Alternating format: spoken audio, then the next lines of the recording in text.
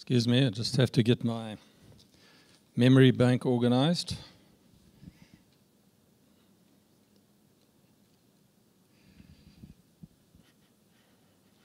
Yeah, thanks very much, Sean.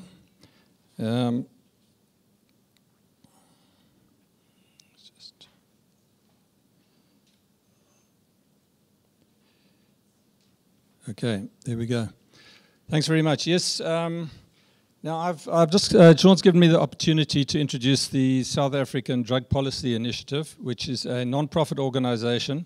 It was formed by a group of like-minded individuals, of which he is one and several in the audience are, who've been working in various fields of drug policy in this country. Now, we came together because we felt the need for a South African organization that was specifically aimed at the legal regulation of all psychoactive drugs and that could actually complement the pioneering work of TB, HIV, Drug Policy Week, and others.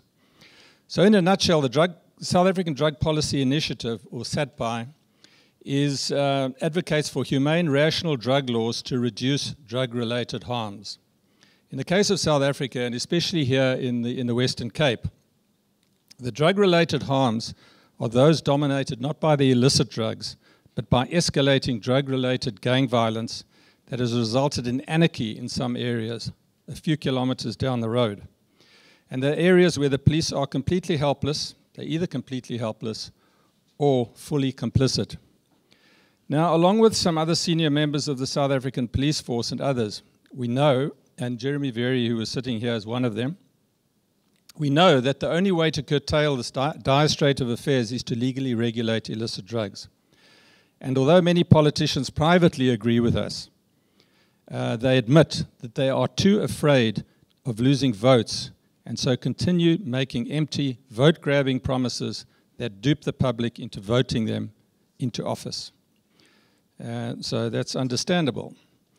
So at SADPI, we've decided that one of the most important things we can do to speed up drug law reform is to educate the public as to why the drug war is actually the problem. And Sean's talking about educating politicians and mandarins, and we want to aim for the public. And so to this end, we are now talking to community leaders and organizations in order to first convince them of the need for radical drug law reform. We hope that they will then help us to convince the public, who in turn will pressurize their elected leaders to stand up for what is right. So we need to get to the public, and that's the way we decided as an organization that is the best approach. So those who we've approached are religious leaders, student leaders, community policing forums, Rotary, and other groupings. We're also working to convince the Fourth Estate to bring a far more balanced journalistic perspective to the drug problem. So if you'd like some more information about SADPI, I've put some cards there, you're welcome to take one, which has got our website URL on it and other details. Okay, so that's about SADPI. But before I finish off, I'd like to correct a couple of misconceptions that I've noted throughout the week. During the week, a number of speakers have called Sean Shelley Mr. Drug Policy Week. And he himself has alluded to the fact that he has at least 3 bosses. So those are 2 misconceptions. Firstly, Sean is not Mr. Drug Policy Week. He is Mr. Drug Policy 365, 24/7. And secondly, he doesn't have any bosses. As far as the drug issue goes, Sean is the boss. And like the boss, he was born to run. He moves very rapidly, more often than not in an attempt to catch his next flight. Now, Sean is one of those multi-talented, dynamic individuals who gets things done in half the time that most of us done, or probably a quarter of the time that I get done. And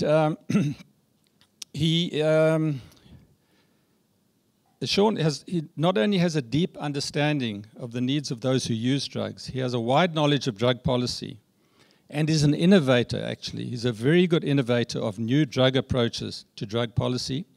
He pays attention to the needs and opinions of others and is one of the best speakers on drug users and is an organizer of note. Unfortunately, he didn't speak enough this week, but he is a brilliant speaker. So I'd like to say that Sean is actually a true pioneer and he's driven drug law reform in South Africa almost single-handedly over the last few years. And all of us owe him a huge vote of thanks for all his dedication and hard work. Thanks very much, Sean.